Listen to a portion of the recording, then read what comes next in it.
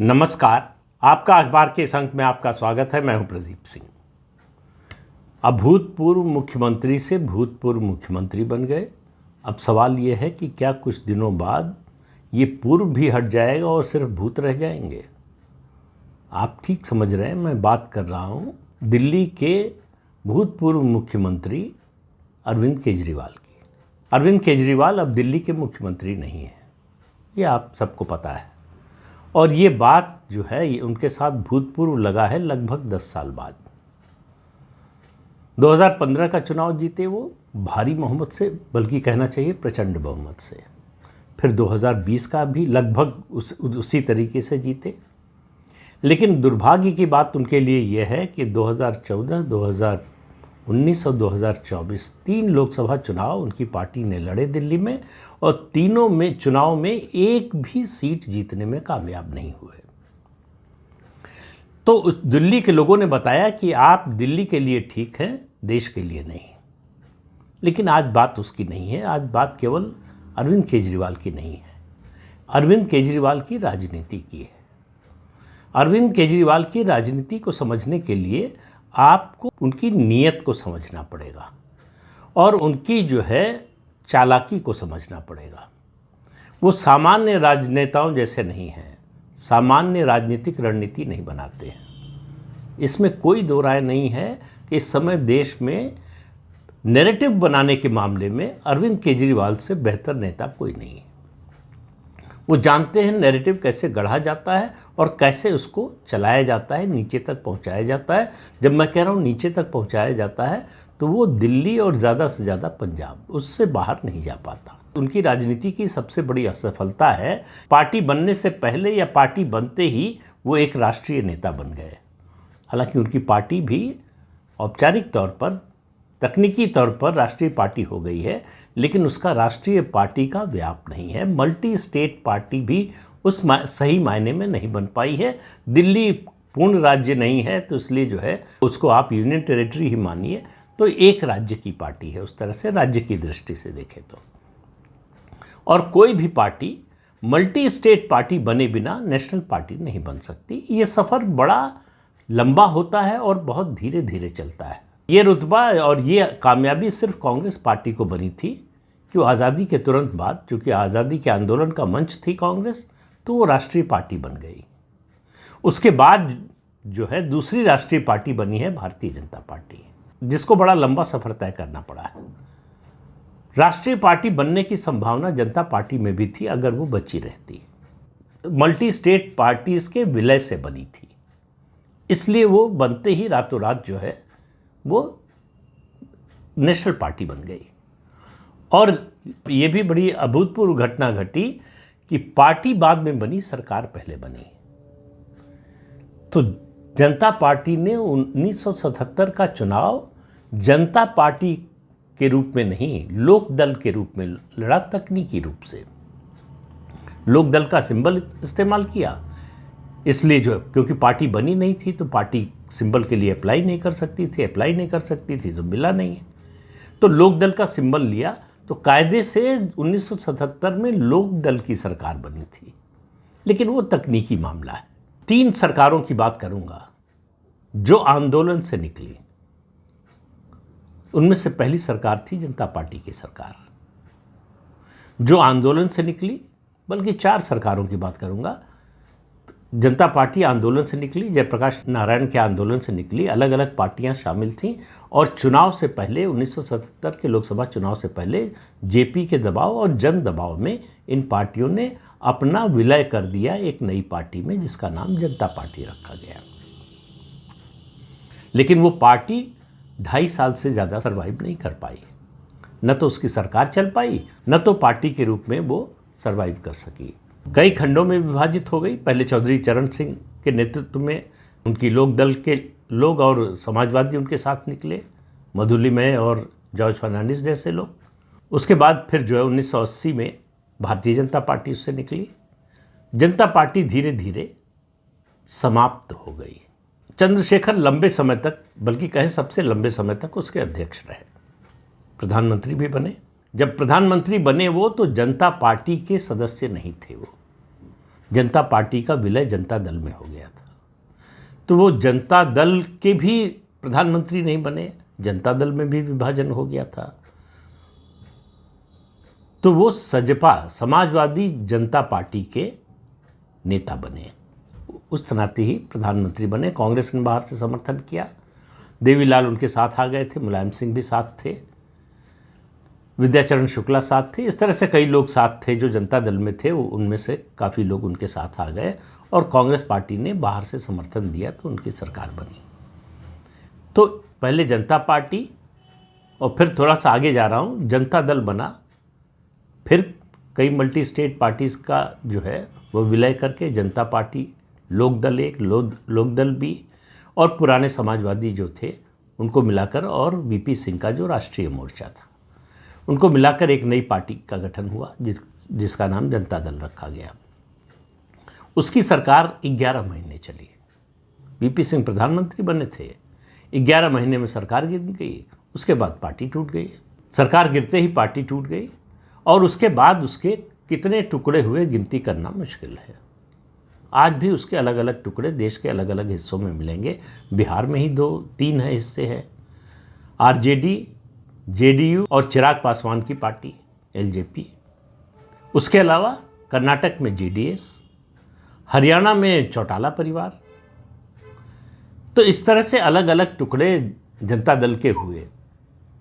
तो आंदोलन से निकलने वाली इन 2 पार्टियों का मैंने जिक्र किया, एक पार्टी और सरकार का जिक्र किया, एक और पार्टी और सरकार का जिक्र कर रहा हूं, असम गण परिषद। छात्र आंदोलन से निकली थी पार्टी और छात्र आंदोलन से निकलकर इसने चुनाव लड़ा विधानसभा का और सरकार बन गई। और सरकार बनी तो दुनिया की पहली सरकार रही होगी जिसके मुख्यमंत्री के साथ साथ मंत्रिमंडल के बाकी सदस्य शपथ लेने के लिए स्टूडेंट हॉस्टल से निकल कर आए। लेकिन वो सरकार भी चली नहीं ज़्यादा समय, पार्टी भी नहीं चली। हालांकि पार्टी कहने के लिए जीवित है, अब भी है असम में, भारतीय जनता पार्टी के साथ एनडीए का हिस्सा है, लेकिन वो हाशिए की पार्टी बन चुकी है। असम में भी, असम के बाहर की तो बात ही छोड़ दीजिए। उसके बाद किसी आंदोलन से निकली हुई पार्टी आम आदमी पार्टी थी।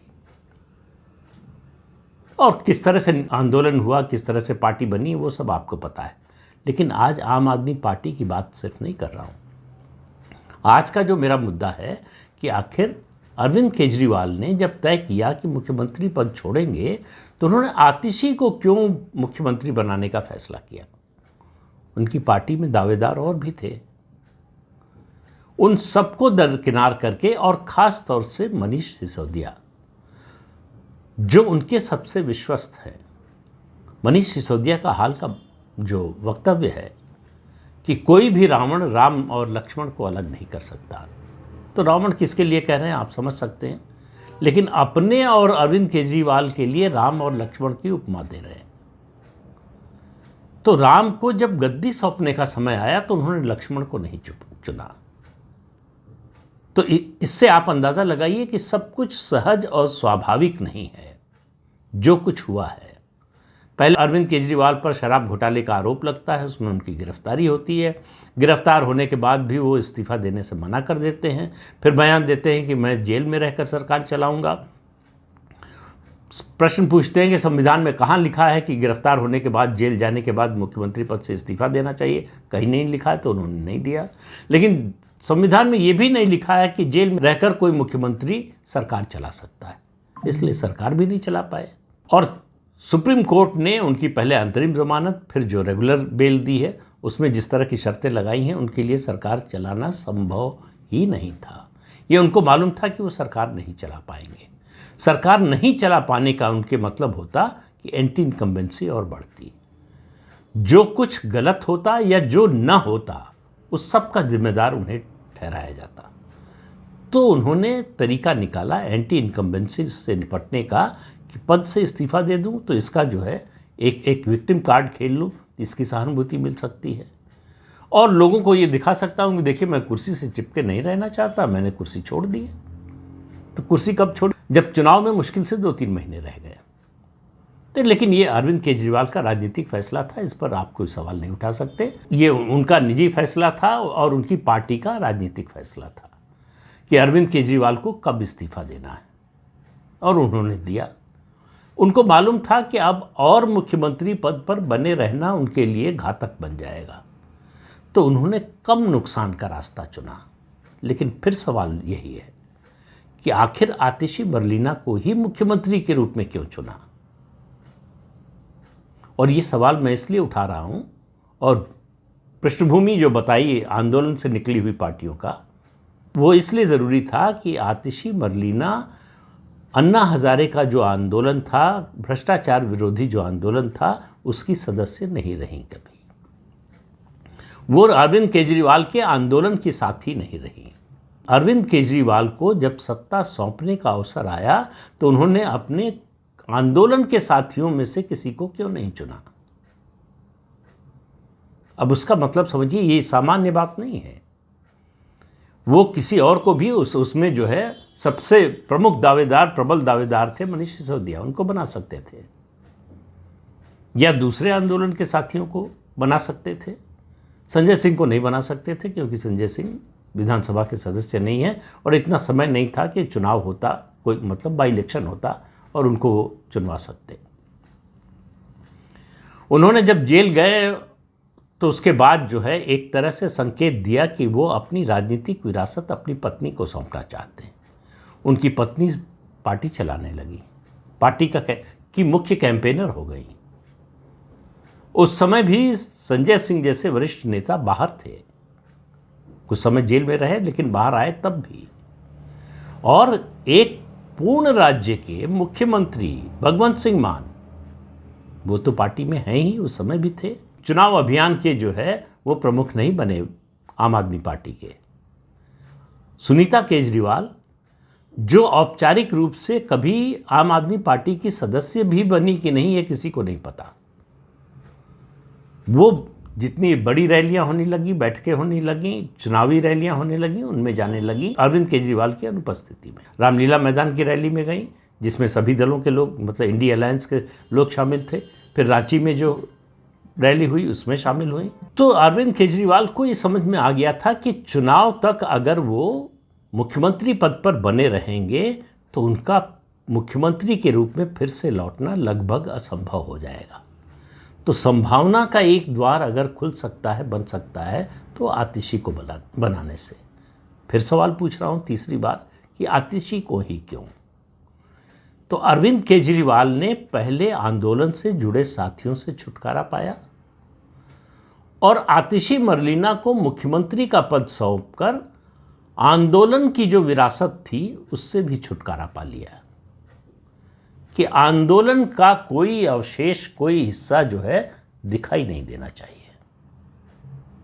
तो मनीष सिसोदिया को न बनाने के पीछे और भी बहुत से कारण हैं। मनीष सिसोदिया को अगर चुनाव जीत जाती है 2025 में पार्टी, तो उस समय मुख्यमंत्री पद से हटाना आसान नहीं होता। आतिशी मरलीना को हटाना बाएं हाथ का खेल है। कोई जनाधार नहीं, कोई संघर्ष नहीं है। आम लोगों में छोड़िए, विधायकों में भी लोकप्रियता नहीं है। तो ऐसा व्यक्ति रिमोट से चलने के लिए हमेशा तैयार रहेगा क्योंकि उससे वो मिला है जिसको वो डिजर्व नहीं करता। अगर मनीष सिसोदिया को मुख्यमंत्री पद मिलता तो वो मान कर चलते और उनके जो प्रशंसक या उनके अनुयायी या उनके समर्थक हैं वो भी मानते कि मनीष सिसोदिया ये डिजर्व करते थे कि आम आदमी पार्टी में अरविंद केजरीवाल के बाद अगर कोई मुख्यमंत्री बन सकता है तो मनीष सिसोदिया। तो अरविंद केजरीवाल ने बड़ी सफाई से मनीष सिसोदिया को काट दिया। तो मनीष सिसोदिया को अरविंद केजरीवाल को गले लगाने का कोई फायदा नहीं मिला, नुकसान ज़्यादा हुआ। जो उनकी असिस्टेंट थी, सलाहकार थी उनके मंत्रालय में, वो आज सरकार में उनकी बॉस हो गई। हालांकि मनीष सिसोदिया सरकार में नहीं है, लेकिन अब आतिशी मरलीना का कद जो है वो तकनीकी रूप से देखें तो अरविंद केजरीवाल जो पार्टी के राष्ट्रीय संयोजक हैं यानी अध्यक्ष हैं, उनके बाद का हो गया। बाकी सब लोग प्रोटोकॉल में उनके पीछे हो गए। तो अरविंद केजरीवाल ने आतिशी मरलीना को मुख्यमंत्री पद सौंपकर ये इंश्योर कर लिया कि अगर पार्टी 25 में जीतती है तो मेरे लौटने में कोई मार्ग में बाधा ना हो। तो वो बाधा उन्होंने पहले से दूर कर ली। और अगर एंटी इनकम्बेंसी का असर आता है, पार्टी चुनाव नहीं जीतती है, तो सारा ठीकरा आतिशी मरलीना पर फोड़ना बहुत आसान है। अगर मनीष सिसोदिया होते तो उन पर फोड़ना मुश्किल होता, उनको दोषी ठहराना मुश्किल होता, क्योंकि 10 साल तो भाई सरकार आपने चलाई। मनीष सिसोदिया को कैसे दोषी ठहराते? तो मनीष सिसोदिया बोल भी सकते थे। आतिशी मरलीना पर कोई भी आरोप लगा लेंगे, चुनाव हारने का कोई भी कारण में आतिशी मरलीना को सबसे बड़ा कारण भी बता देंगे, तो भी आतिशी मरलीना में ये साहस नहीं है, उनके पास कोई राजनीतिक पूंजी ही नहीं है। तो अरविंद केजरीवाल ने ऐसी व्यक्ति को चुना जिसके पास कोई राजनीतिक पूंजी ना हो। जिसके पास राजनीतिक पूंजी नहीं होती है, चुनावी राजनीति में उससे छुटकारा पाना बहुत आसान होता है और उस पर कोई भी दोषारोपण करना आसान होता है और उसकी छुट्टी करने से कोई नुकसान नहीं होता आपको। आतिशी मरलीना को हटा देंगे तो उससे अरविंद केजरीवाल की न तो छवि पर कोई असर पड़ेगा और न तो सरकार और पार्टी पर पड़ेगा। पार्टी की लोकप्रियता में 1 वोट की भी कमी नहीं आएगी। मुझे लगता है कि अगर सीक्रेट बैलेट होगा तब भी आतिशी मरलीना इतना साहस नहीं जुटा पाएंगी कि वो अरविंद केजरीवाल के खिलाफ वोट दें। तो अरविंद केजरीवाल ने एक तीर से कई निशाने साधे। पहला, एंटी इनकम्बेंसी से निपटने का तरीका। ये निपटने का तरीका वही है कि भागते भूत की लंगोटी सही। तो जितना बचा सके, 5%, 10%, जो भी बच सके, एंटी इनकम्बेंसी को जितना भी कम कर सके वो करने की कोशिश की। मुख्यमंत्री पद से हट गए तो फोकस थोड़ी देर के लिए उनसे हट तो नहीं गया, ये कहना गलत होगा कि थोड़ी देर के लिए भी मैं अपने को सुधार रहा हूँ, थोड़ी देर के लिए भी नहीं, फोकस उन्हीं पर रहेगा। लेकिन आतिशी मरलीना मुख्यमंत्री हैं तो फोकस उन पर भी रहेगा। तो ये डिवीजन हो जाएगा, ये बंटवारा हो जाएगा। तो आतिशी मरलीना को बनाने का एक फायदा तो ये हुआ। दूसरा, आंदोलन की लिगेसी से मुक्ति पा ली कि अन्ना हजारे के आंदोलन से वो निकले हैं। ये बात अरविंद केजरीवाल को कभी पसंद नहीं आती। उन्होंने आतिशी को बनाकर ये स्थापित कर दिया कि अन्ना हजारे का आंदोलन हमारा अतीत था, मैं नेता के रूप में इस पार्टी का वर्तमान हूं। तो आप अतीत की बात करना छोड़ दीजिए। वर्तमान में जो भी ताकत है, जो भी परिस्थिति है, जो भी जनाधार है, वो मेरा है, उस आंदोलन के कारण नहीं है। देखिए, मैं आंदोलन में जो शामिल नहीं रहा उसको भी मुख्यमंत्री बना सकता हूं। अगर 25 में सरकार बन गई तो कह सकते हैं कि उसके नेतृत्व में भी पार्टी को जिता सकता हूं। तो ये अन्ना का नाम लेना, अन्ना आंदोलन का नाम लेना, भ्रष्टाचार विरोधी आंदोलन का नाम लेना और उससे मुझे जोड़ना छोड़ दीजिए। तो अपनी एक स्वतंत्र हैसियत, राजनीतिक हैसियत बनाने की कोशिश में उन्होंने आतिशी मरलीना को चुना है। अब ये सब बातें उनके ये सारे तीर निशाने पर लगेंगे कि नहीं, ये 2025 का विधानसभा चुनाव का नतीजा बताएगा। उसके बाद अरविंद केजरीवाल की राजनीति एक नई दिशा में चलेगी। जीत जाएंगे तो भी, हार जाएंगे तो भी। हार जाएंगे तो उनके लिए फिर खड़े रहना, राजनीतिक रूप से कह रहा हूं, बड़ा मुश्किल हो जाएगा। जीत जाएंगे तो उनकी राष्ट्रीय महत्वाकांक्षा फिर से जागृत होगी और फिर से वो अपनी पार्टी का जनाधार बढ़ाने के लिए दूसरे राज्यों में जाने की कोशिश करेंगे। लेकिन वो सब बात की बात है। अभी कुल मिलाकर उनका फोकस जो होगा, किसी तरह से 2025 का विधानसभा चुनाव जीतना। उस चुनाव के नतीजे से वो नया नैरेटिव सेट करेंगे।